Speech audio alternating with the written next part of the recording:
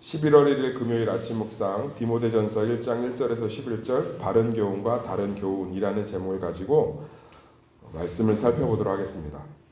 사도 바울은 결혼을 안 했어요. 결혼을 안 하고 있는데 영적인 아들이 있었습니다. 디모데지요. 디모데를 굉장히 사랑했던 것 같아요. 왜 그러냐면 디도도 사랑하고 사도 바울이 사랑했던 바울 신라도 있고, 그런데 바울은 이 디모데가 자기의 목회 여정을 따라서 또 목회를 하다 보니까 굉장히 좀 애착이 있었어요. 그렇지 않겠어요?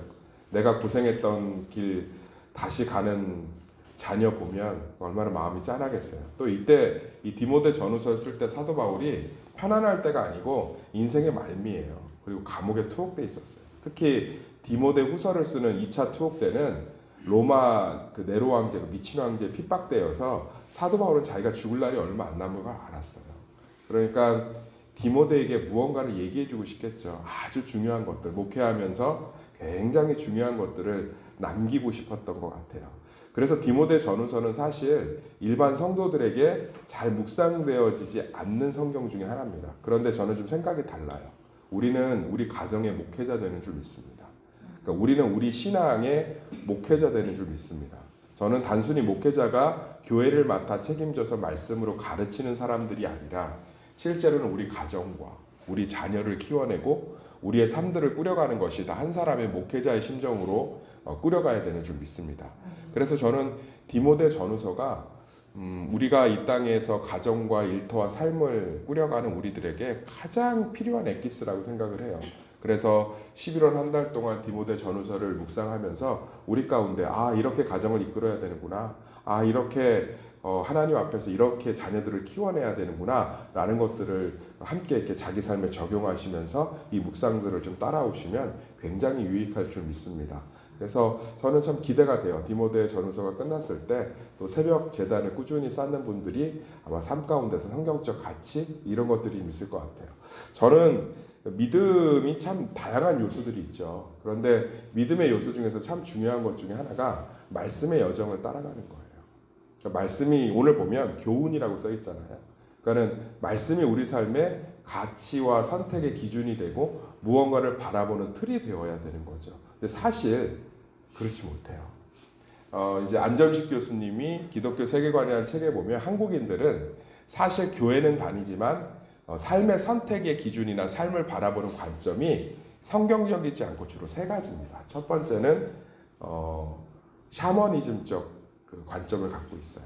그러니까 우리나라 사람들은 이 길흉 화복에 관심이 되게 많은 거죠. 그래서 내가 생각할 때 물질적으로 무병장수하고 무언가 자녀가 잘 되는 것을 복이라고 생각하지, 성경이 말하는 대로 하나님의 뜻이 내 삶에 이루어지는 것을 복이라고 생각하지 않는다는 거예요. 그래서 우리들이 삶에서 예수는 믿고 집사고 권사고 장로고 목사고, 그런데 실제로는 그런 관점으로 바라보는 거죠. 하나님의 뜻이 내 삶에 이루어지는. 근데 예수님의 주기도문을 보면 예수님이 생각했던 복은 명확했던 것 같아요. 아버지의 뜻이 하늘에서 이루어진 것 같이 땅에서도 이루어지게 하옵소서. 그게 참된 복인 줄 믿습니다. 내가 고난 가운데 있더라도 정말 하나님의 뜻이 하나하나 이루어지고 있다면 내가 겸손해지고 다시 하나님을 의지하게 되고 다시 하나님을 바라보게 되고 있다면 그것은 놀라운 하나님의 은혜의 시작이 되는 줄 믿습니다. 진짜 복은 하나님의 뜻이 이루어지는 거예요. 그 하나님의 뜻이 우리 삶에 가장 유익한 것임을 깨닫는 것이 말씀 안에서의 겸손인 줄 믿습니다. 두 번째로 우리나라 사람들에게는 예수를 믿지만 성경의 가치관보다 무엇이 자리 잡고 있냐면 세속주의적, 물질주의적 관점이 가득해요. 왜냐하면 미국을 통해서 그 물질적인 관점들이 쏟아져 들어왔기 때문에 그렇습니다. 그러니까 우리나라 사람들은 크고 많은 것을 좋아해요. 예를 들면 당신네 교회는 몇 명 모여요? 우리 교회는 1000명 모여요. 당신네 교회는 몇 명 모여요? 우리 교회는 3000명 모여요. 괜히 우리 교회는 작은 것 같고, 우리 교회는 저 교회보다 못한 것 같고, 우리는 저 교회보다 조금 뭔가 열심히 안 한 것 같고, 그런 것들이 있다는 거예요. 그래서 많고 큰 것을 좋아합니다. 전 세계에서 집사와 장로와 권사가 그것을 직분으로 여기는 교회는 한국 교회밖에 없어요. 대부분은 다 펑션, 기능으로 여깁니다. 성경에 보면 집사가 장로보다 낮지 않고 장로가 집사보다 높지 않습니다. 목회자가 성도보다 높지 않고 성도가 목회자보다 낮지 않아요. 다 기능이에요. 장로는 목양을 하는 사람이고, 예, 그리고 집사는 교회를 운영하는 사람들입니다. 권사는 성경에 있는 직분이 아니고 한국에만 있는 독특한 직분이죠. 그만큼 한국 사람 직분을 좋아하는 거예요. 높은 것, 남들보다 많은 것, 남들보다 더 큰 것, 이것을 갖는 것에 가치를 둔다는 거예요. 그런데 십자가는 초라한 길이에요. 좁은 길이에요. 남들이 가지 않는 길입니다. 우리가 정말로 굉장히 많은 것들이 사실은 하나님께 축복을 구하고 있지만 입으로는 축복을 구하는데 선택은 성경적이지 못한 거. 이게 디모데후서가 하고 싶은 말이에요. 전후서가. 그러니까 교회는 존재하는데 그 교회 안에 잘못된 율법들이 들어와서 하나님의 축복과 복음의 기쁨을 다 앗아가고 있기 때문에 디모데에게 사도 바울이 생명을 다해서 쓰고 있는 거예요. 지켜내라는 거예요. 성경적 가치관을. 단순히 샬라샬라 부르짖고 하나님 앞에 길흉하고 구하고 결국은 큰 거 좋은 거 이 길만 따라가는 것이 아니라 정말로 그것들을 구하라는 거예요. 예. 또 우리나라 사람들 가운데 있는 세 번째 그 인식론, 그러니까 가치관이죠. 가치관의 기준은 유교적 가치관을 갖고 있습니다. 우리나라 사람은 나이, 서열 뭐 이런 것도 굉장히 중요하게 여겨요. 그래서 사실은 목회자도 그런 의미에서 실제로는 속으로는 존경하지 않지만 저희 교회 성도들은 존경한다고 생각하는데 존경하지 않지만 겉으로 예를 갖추는 경우가 되게 많죠. 그러다 보니까 관계가 형식적이 되고 피상적이 되는 경우가 되게 많아요. 그래서 목사님 앞에서는 어려운 척 하지만 실제로는 그 관계와 교제가 깊지 못해서 온전한 예수님과 제자들, 예수님과 양들이 지금 한국교회 목회자와 성도들의 관계였다면 성경은 굉장히 난해하게 쓰여졌을 거예요.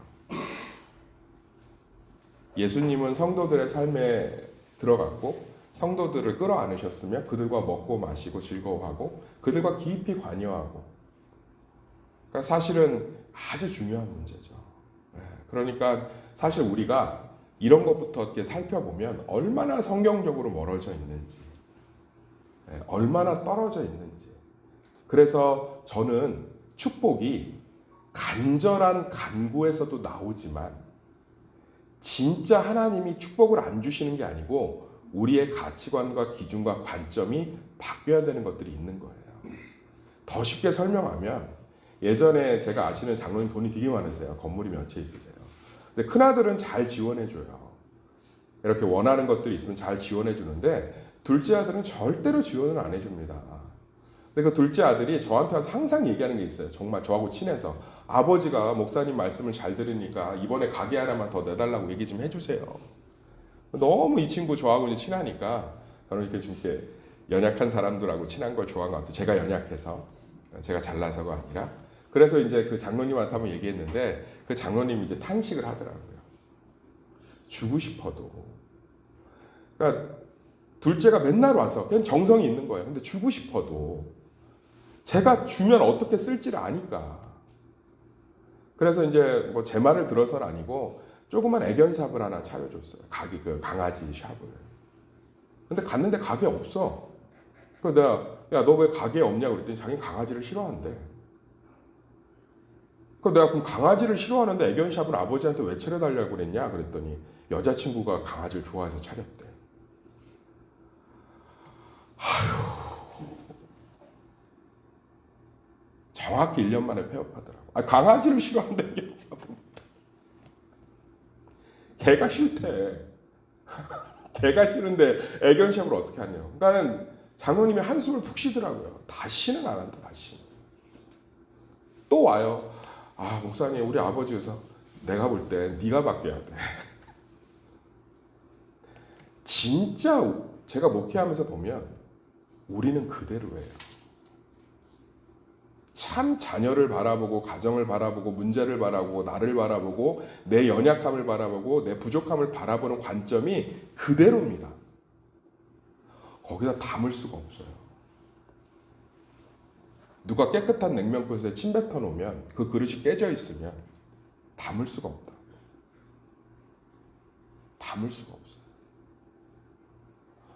하나님이 우리에게 주시지 않는 것이 아니라, 때로는 정성이 부족한 것이 아니라 실제로는 우리가 말씀의 바른 교훈 가운데 온전히 사로잡혀 있지 못하는 경우가 있지 않은지, 디모데의 여정을 통해서 우리가 그것들이 깨지고 깨달아지길 소망합니다.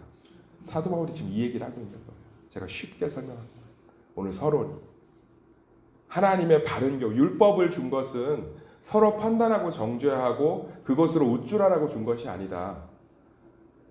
율법을 준 것은 너희가 죄인임을 깨닫는 거다. 바리새인들은 율법을 지켰다고 착각했어요. 착각했다고. 나는 하루에 3번 기도합니다. 그들은 한 번 기도할 때마다 평균 3시간 정도 기도했거든요. 그러니까 거의 12시간 가까이, 9시간, 적게는 7시간씩 기도한 거예요. 제가 볼 때 이 정도 기도 바리새인들만큼 하는 성도 없습니다.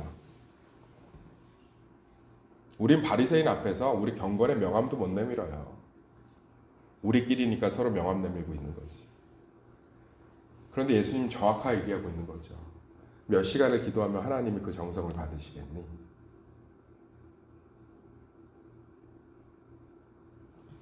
몇 시간을 기도하면 하나님이 그 우주의 거룩한, 천사들도 얼굴을 가리면서 그의 거룩함을 찬양하는 그분이 우리의 정성을 정성답게 받으시겠어요?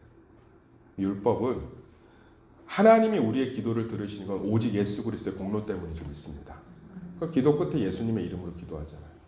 우리가 그분과 오랫동안 기도하는 건 그분이 살아계시기 때문인 줄 믿습니다. 우리가 그분과 깊이 기도로 교제하는 건 그분이 영적인 거룩한 분이기 때문인 줄 믿습니다. 놀라운 은혜. 놀라운 은혜.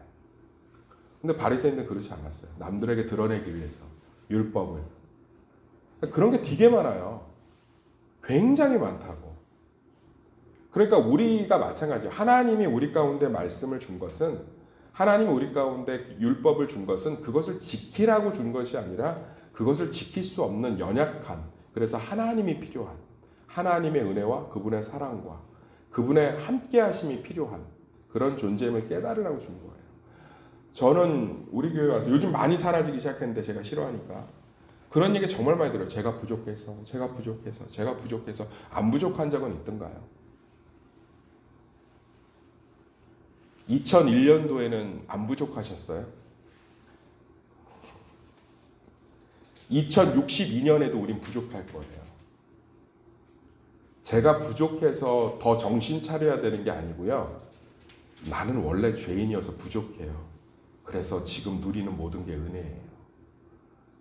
내가 부족해서요. 나는 하나님밖에 없어요. 그게 은혜예요.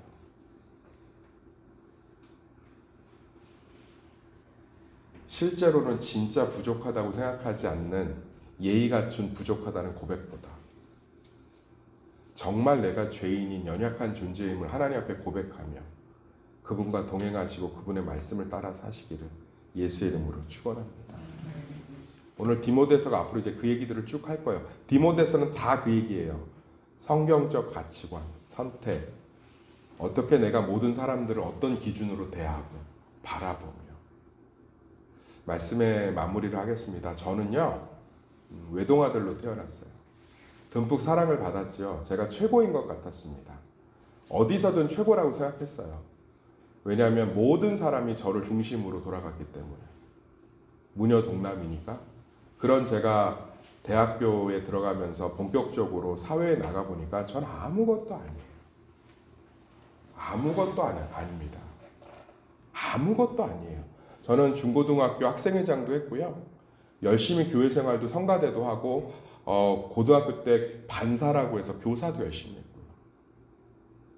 그냥 세탁소 하는 정말 서민층의 아들이었고 잘생기지 않은 외모를 갖고 있었으며 제가 갔던 신학교에서 우리 교회는 어디에 위치했는지 얘기해도 알지 못하는 교회를 다니는 우리 부모님은 직분도 누구도 인정해주지 않는 서리 집사였다.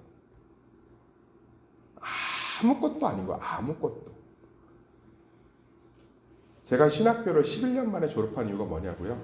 네, 아무것도 아닌 게 너무 힘들어서 그랬어요. 뭐래도 나를 증명해 보려고. 전부였던 제가 대학교에 가니까 아무것도 아닌 거예요.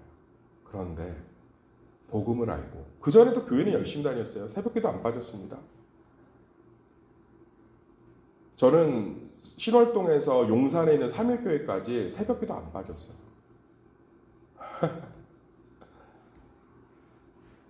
성경을 얼마나 열심히 읽었는지 몰라요. 그런데 저는 불행했어요. 저는 끊임없이 비교했고, 끊임없이 질투했고, 끊임없이 집착했고, 그런데 복음을 알고 나서, 온전히 복음의 가치를 받아들이고 나서 제가 달라지기 시작했어요. 증명할 필요가 없고, 인정받을 필요가 없으며, 소유할 필요가 없고, 고난을 바라보는 태도가 달라지기 시작했고, 고난을 축복으로 보는 눈이 생기기 시작하면서 비로소 제 삶은 열매가 맺히기 시작했습니다. 저는 제가 겪은 종교적 산물이 아니라 진짜 성경의 복음의 가치를 우리 성도들에게 열어주고 싶습니다. 그 사명을 위해서 하나님이 먼저 그 연약함 가운데 노출하신 줄 믿습니다. 사랑하는 성도님들, 디모데 사모하십시다. 그래서 정말 이 안에 가득한 말씀의 기준과 은혜가 우리의 삶에 참 많은 것들을 바꾸어가는 놀라운 시간이 되기를 소망합니다.